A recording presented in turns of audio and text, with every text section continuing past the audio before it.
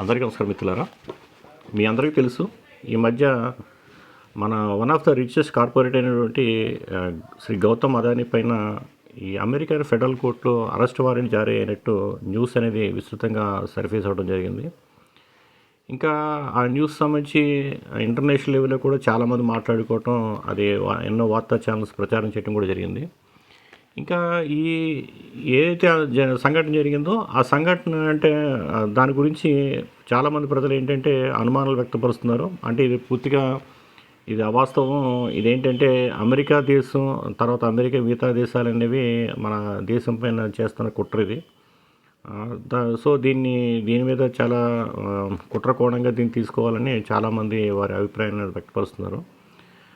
అయితే ఈ అనుమానానికి వాళ్ళకి ఏ కారణాలు ఉన్నాయన్నది మనం పక్కన పెడితే, ఇది ఈ కుట్ర కోణం ఏదైతే ఉందో దాన్ని తర్వాత వాళ్ళ అనుమానం ఏదైతే ఉందో దాన్ని చాలా సీరియస్గా తీసుకోవాల్సిన అవసరం ఉంది. అటు అమెరికన్ ప్రభుత్వం కానీ, ఇటు మన దేశ ప్రభుత్వం కానీ.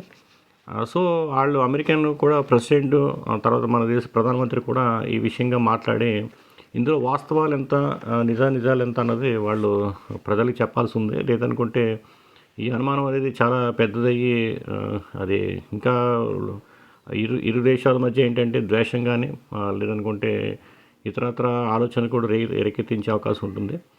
ఇంకా ఇది తీసుకున్నట్టయితే ఇదివరకు నేను చెప్పాను, అదేంటంటే ఏదైతే జరిగిన సంఘటన జరిగిందో, అంటే ఏదైతే అరెస్ట్ వారెంట్ జారీ అయిందో అది గౌతమ్ అదానీ పైన అరెస్ట్గా మారచ్చు, లేదనుకుంటే ఫైన్గా ఆయన అరెస్ట్ అవ్వచ్చు, లేదనుకుంటే కేసు మామూలుగా అది ప్రూవ్ అయ్యి ఆయన జైలుకి వెళ్ళొచ్చు, లేదంటే ఆయన మామూలుగా ఇది అవ్వచ్చు, అంటే ఆయన మామూలుగా ఆయన మీద కేసు అనేది కొట్టివేయబడి ఆయన నిర్దోషిగా బయటపడవచ్చు. అయితే ఇదేంటంటే ఇది మన దేశం మీద మాత్రం చాలా ఎక్కువ ఇంపాక్ట్ అనేది క్రియేట్ చేస్తుంది. ఎందుకంటే ఈ మన దేశం నుంచి కంపెనీలు ఏదైనా సరే ప్రపంచంలో ఏదైనా కంపెనీలతో వాళ్ళు బిజినెస్ డీలింగ్స్ చేసేటప్పుడు, లేదనుకుంటే మనం ఏదైనా వాళ్ళకి ప్రొడక్ట్స్ కానీ సర్వీస్ కానీ ఇవ్వాలనుకున్నప్పుడు ఈ జరిగిన సంఘటన ఏదైతే ఉందో వాటి వల్ల మనం తీవ్రంగా నష్టపోయే పరిస్థితి అనేది తలెత్తుంది అనమాట. ఇంటర్నేషనల్ మార్కెట్లో ఈ ప్రాఫిట్ అవన్నీ పక్కన పెడితే, సర్వీసు ప్రొడక్ట్ ప్రాఫిట్ అని పక్కన పెడితే, వాళ్ళు రిలయబిలిటీ అనేది, నమ్మకం అనేది చాలా రోల్ అనేది ప్లే చేస్తుంది అనమాట. అంటే ఏదైనా ఒక దేశంతో కానీ, ఒక కంపెనీతో కానీ మనం ఏదైనా ఒక డీలింగ్ అని పెట్టుకున్నట్టయితే, బిజినెస్ డీలింగ్ అని పెట్టుకున్నట్టయితే అది నమ్మకమైందా కాదా, తర్వాత వాళ్ళు ఆ ప్రోడక్ట్స్ని మనకి ఇన్ టైమ్ క్వాలిటీతో సర్వ్ చేయగలుగుతారా లేదా, చేస్తారా లేదా, ఇటువంటి విషయాలు వాళ్ళు చాలా కీన్గా వాళ్ళు అబ్జర్వ్ చేస్తారు.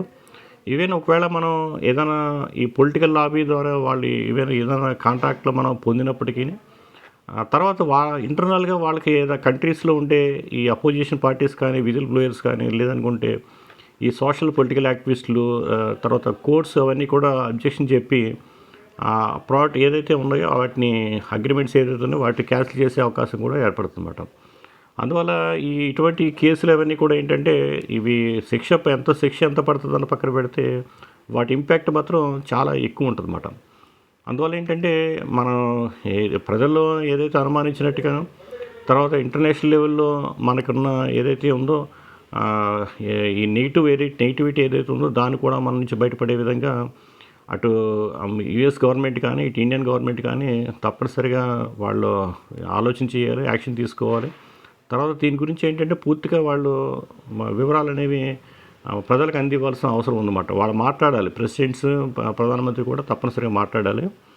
ఇంకా దీంట్లో ఏంటంటే ఇది ఇంకా దీని కనుక మామూలుగా మనం ఇది ఇప్పుడు షార్ట్ టర్మ్లో మనకి ఇక్కడ దీనివల్ల నష్టం ఏం జరుగుతుంది అన్నది ఇప్పుడు తెలియకపోయినా, లాంగ్ టర్మ్లో మాత్రం ఇది మనకి ఇంటర్నేషనల్ లెవెల్లో మన ఏదైతే మన దేశం ఉందో అది కాంపిటీషన్ అనేది వాళ్ళు కోల్పోయి, అవకాశాలు అనేది కోల్పోయి మనకి ఈ ఇంటర్నేషనల్ అంటే ట్రేడ్ ఇంబ్యాలెన్స్ ఏర్పడతాం. తర్వాత ఏంటంటే ఈ రూపీ వాల్యూ తగ్గిపోవటం, తర్వాత మనం ఇంటర్నేషనల్ లెవెల్లో మనం పే చేయాల్సి వచ్చినప్పుడు ఎక్కువ మనీని మనం పే చేయాల్సిన అవసరం ఏర్పడతాం.